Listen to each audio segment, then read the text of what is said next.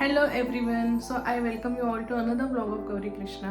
आणि आता दुपारचे 4 वाजलेत. आज आहे वेनसडे. अध्याय झोपी गेला आणि माझं बऱ्यापैकी काम पण आवडले. तर मला जिमला जायचं आहे, तर तुम्हालाही सोबत घेऊन जाते. आणि स्मूदी जी मी प्रोटीन स्मूदी जी जिमनंतर पिते ती आम्ही कशी बनवतो ती पण तुम्हाला थोडी दाखवते. चला. ओके, तर मी जिमचे कपडे वगैरे घालून रेडी झाले. आमच्या घरापासून हार्डली 15-20 मिनिटाचा वॉक आहे आणि त्याच्यानंतर ती जिम आहे. आणि आज जिममध्ये मी करणार आहे लेग वर्कआउट. कृष्णा पण सोबत येणार आहे. कृष्णा युजली नाईट शिफ्टमध्ये काम करतो because he still has to work in IST. So तो दुपारी उठतो 2 वाजता वगैरे आणि त्यानंतर मग ब्रेकफास्ट वगैरे करून तो रोज या टाईमलाच जिमला जातो. मी एखाद दुसरा दिवसच जाते आणि त्यानंतर continue Friday, Saturday, Sunday, Monday भाईसोबत जाते. कारण फ्रायडे आणि मंडे भाईचं वर्क फ्रॉम होम असतं आणि he is the one who trains me. So that is why आज लेग वर्कआउटमध्ये काय काय करायचं आहे ते मला आता बऱ्यापैकी माहिती आहे. त्यामुळे चला तुम्हाला सोबत नेते आणि बघूया उरलेला दिवस कसा जातो. त्यासोबतच अजून एक कन्सर्न म्हणजे इकडे आल्यापासून मला हेअरफॉल व्हायला लागला आहे. त्यामुळे मी थोडासा रिसर्च केला आणि ॲक्च्युली मी जेव्हा पहिल्या दुसऱ्या दिवशी शॉपर्स ड्रग मार्टला गेले होते तेव्हा तिथून मी ट्रेसमी घेऊन आले कारण तो मला फॅमिलियर वाटला. But it is not suiting my hair at all. म्हणजे खूप हेअरफॉल होतो आहे, थोडंफार इचिंग पण होतं आहे. त्यामुळे मग मी थोडासा रिसर्च करून आता एक शॅम्पू आणि कंडिशनर सिलेक्ट करून ठेवला आहे. तर मला तो पण मिळतो आहे का बघायचं. तर तुम्हाला मी शॉपिंगला सुद्धा सोबत मिळते. थोडंफार ग्रॉसरी वगैरे पण आणायची. So let's go together. First do the gym and then do the grocery and the another remaining shopping. Okay, चला सोबत जाऊया. अजून एक गोष्ट म्हणजे मी लास्ट आयब्रोज मी 1 तारखेला फ्लाय केलं. तर त्याच्या आधी एक 2-3 दिवस मी आयब्रोज केले होते आणि आता ऑलमोस्ट 1 महिना होऊन गेला आहे. जास्तच होऊन गेला आहे आणि माझे आयब्रोज खूप वाढलेत. तर मी ते पण शोधते की कुठे चांगलं पार्लर मिळेल. ऑब्वियसली प्राईस टर्म्समध्ये it is definitely going to be very expensive क्योंकि because in India you know obviously it is hardly 50-60 rupees. But here the minimum charges I have seen online are $8, $10. तर बघूया, मला तसं एक salon पण शोधायचं आहे आणि आयब्रोज वगैरे पण करायचे. सो त्याच्यासाठी मी एक सेपरेट व्हिडिओ बनवेन माझा, कारण माझ्यासाठी पण तो खूप नवीन एक्सपिरियन्स असणार आहे कॅनडामध्ये आयब्रोज करणं. तर त्याचा मी सेपरेट व्हिडिओ बनवेन. तर चला जाऊया जिमला. तर आम्ही निघालो आहे. 4 वाजलेत पण एवढं ऊन आहे.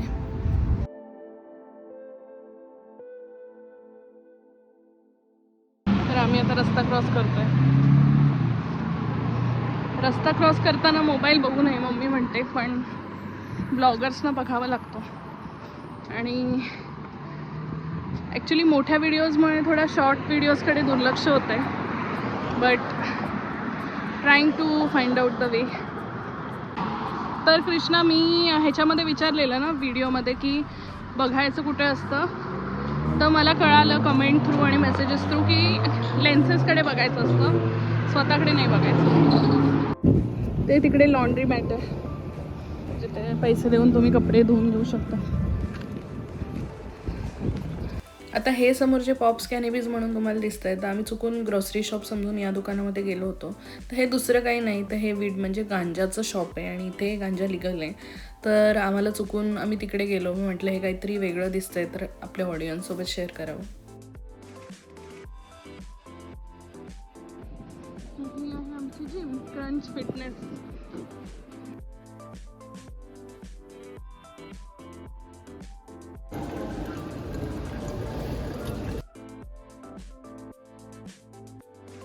We are in the gym. बाहेर किती गरम होतं आहे, आतमध्ये आल्यावर ॲक्च्युली खूप चांगलं फील होत आहे.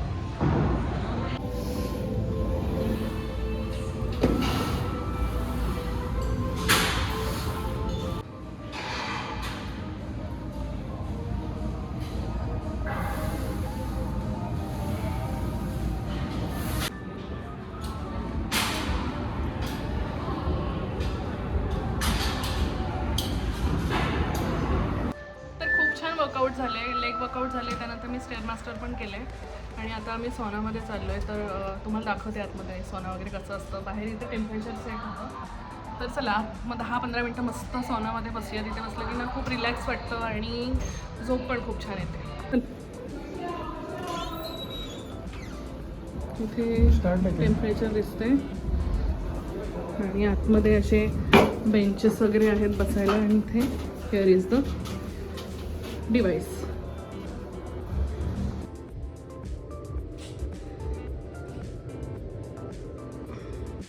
तर मस्त सॉनामध्ये बसली आहे मी. आता 10 मिनटं होऊन गेलेत आणि अजून 5 मिनटं बसणार आहे, 15 मिनटं मस्त बसणार आहे आणि मग इथून बाहेर जाऊ. आता आम्ही थोडीशी ग्रॉसरी शॉपिंग करतो आणि स्मूदी पण पितो. वर्कआउट नंतर ना हे स्मूदीज म्हणजे खरंच अमृत आहे.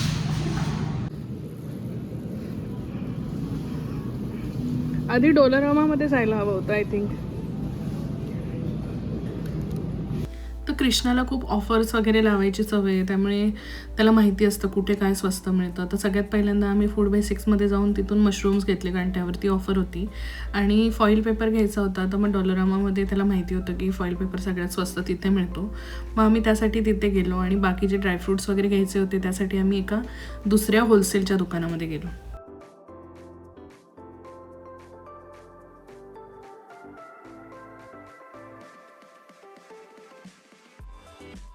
तर डॉलरामामध्ये आलं आणि हे खूपच गोड वाटलं आईस्क्रीम कोन्स. सो हेल्दी म्हणून आम्ही हे घेतलं सध्यासाठी.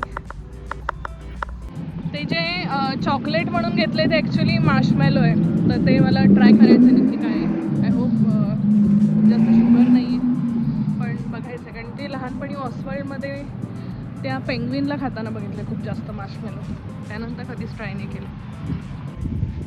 फूड बेसिक झालं, डोलरामा झालं. आता पुढे अजून एक शॉप आहे जे होलसेल टाईप आहे, तर आम्हाला तिथे भाज्या वगैरे असं काही बघायचं आहे, तर चला तिथे जाऊ. आणि इथे कॅनडामध्ये रस्ता क्रॉस करताना आधी साईडला एक बटन असतं, ते प्रेस करावं लागतं. मग समोर जो सिग्नल असतो तिथे तुम्हाला वॉकिंगचं जेव्हा आयकन दिसतं तेव्हाच तुम्ही चालायला सुरुवात करायची असते. आता बघा स्टॉप साईन आहे, त्यामुळे आत्ता चालायचं नाही. जेव्हा ती साईन वॉकिंगच्या साईनमध्ये बदलेल तेव्हाच तुम्ही चालायला सुरुवात करायची असते. पुढे जाऊन मग हे टीम हॉर्टिन्सचं ड्राईव्ह थ्रू होतं, त्याचं पण व्हिडिओ घेऊया म्हटलं तुम्हाला दाखवायला.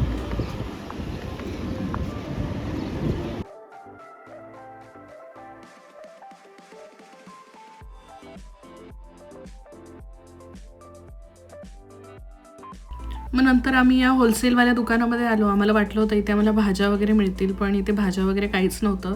तर इथे ड्रायफ्रूट्स किंवा बाकी ग्रॉसरी, चॉकलेट्स अशा सगळ्या गोष्टी खूप साऱ्या होलसेलमध्ये आणि क्वांटिटीमध्ये मिळत होत्या.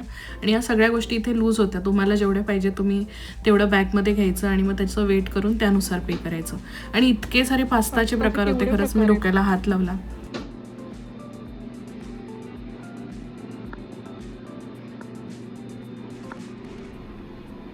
पास्ताच नाही तर चीज वगैरे पण इथे लूज होतं. बघा तुम्ही बघाल पुढे तर पार्मेझन चीज, ब्रेड क्रम्स हे सगळं इथे लूज होतं आणि ज्याला जेवढं पाहिजे तेवढं त्याने घ्यायचं.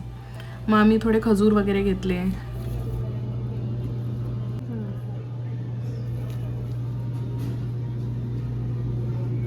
आणि खाण्याच्या बाबतीत अध्याय पण त्याच्या मामावर गेला आहे. त्या दोघांना पण मनुके खूप आवडतात, मग ते पण आम्ही घेतले.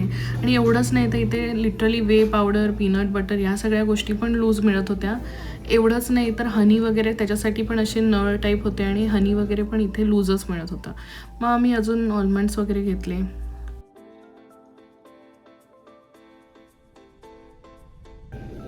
हनीचे असे नळ आहेत आणि बाकी सगळं आयसिंग वगैरे सगळं, पीनट बटर वगैरे सगळं असं लूज आहे.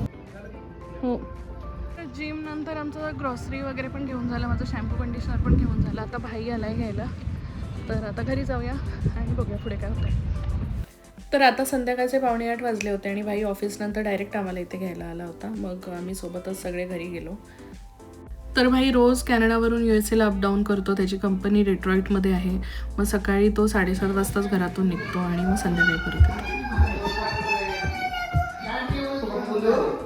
ए डॅडूने काय आणलंय तुझ्यासाठी माहिती का? चॉकी. कसं आहे? मला दे. हॅलो, नमस्कार. तर मी माझा पहिला ब्लॉग आहे तो शेड्यूल करून ठेवला आहे इथल्या 12 वाजता, म्हणजे तिकडच्या 9:30 वाजता सकाळी. तर माहिती नाही त्याला काय रिस्पॉन्स येईल, but I am just very excited because it was a long due thing and finally I have executed it. So let's see. तर मला बोलायचं हे होतं की बऱ्याच दिवसापासून मला मोठे व्हिडिओज टाकायला सुरुवात करायची होती, कारण इन्स्टावर आपलं पेज खूप छान ग्रो झालं आहे. गेल्या काही महिन्यामध्ये आपल्याला खूप छान रिस्पॉन्स मिळाला आहे, पण यूट्यूबमध्ये आपण कुठेतरी मागे पडलो. म्हणजे मी ॲटलिस्ट शॉर्ट व्हिडिओज तरी अपलोड करायला पाहिजे होते, जे मी इन्स्टाला करत होते, इकडे नाही. तर तुम्ही जर क्रिएटर असाल आणि इन्स्टावर अपलोड करत असाल तर यूट्यूबला पण करा, कारण इट डज टेक टाईम. आणि आता मला वाटतं लेट मी चेक, रात्रीचे 10 वाजलेत.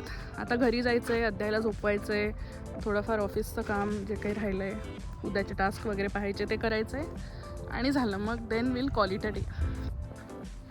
आणि ब्रेस्ट फिडिंग रिलेटेड म्हणाल तर आता आठवडा झाला आणि मी खरंच वैतागली आहे. मला माहिती नाही मी काय करते आहे, त्याला कन्फ्यूज करते आहे, स्वतःला कन्फ्यूज करते आहे, ॲलोवेराला कन्फ्यूज करते. I don't know whom to blame, but अजून तर मला सक्सेस पूर्णपणे आलेला नाही आहे. त्या रिलेटेड पण खूप जणांनी मला सजेशन्स वगैरे दिले इंस्टाग्रामवर आणि मी सगळं जेन्युइनली ट्राय करते आहे, पण बघूया आता काय होतं आहे. एवढंच नाही अरे बापरे, म्हणजे मी कॉन्शियस होत होते बोलायला जमेल की नाही, आणि आता एकदा बोलायला सुरुवात केली की मी थांबायलाच तयार नाही आहे.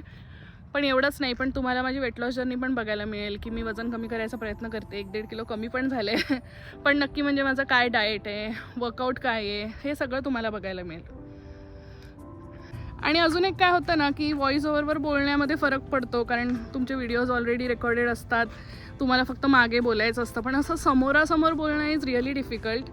पण मला बऱ्याच जणांनी मोटिवेट केलं आहे इंस्टाग्रामवरती, कृष्णाने पण खूप मोटिवेट केलं आहे.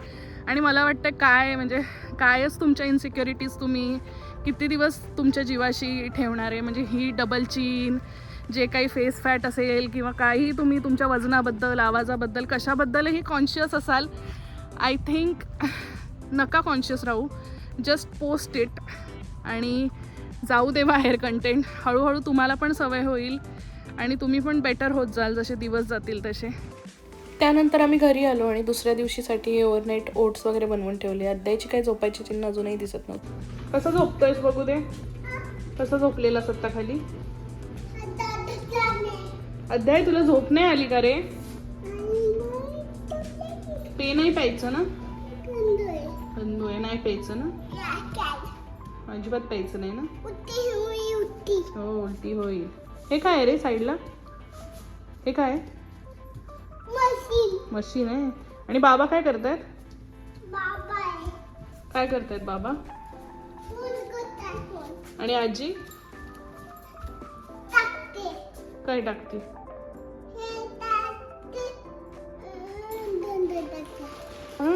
आणि डॅडू काय करतोय? आणि मामा? आणि मिमी फोन करते. मिमी अध्यायची पी घेते.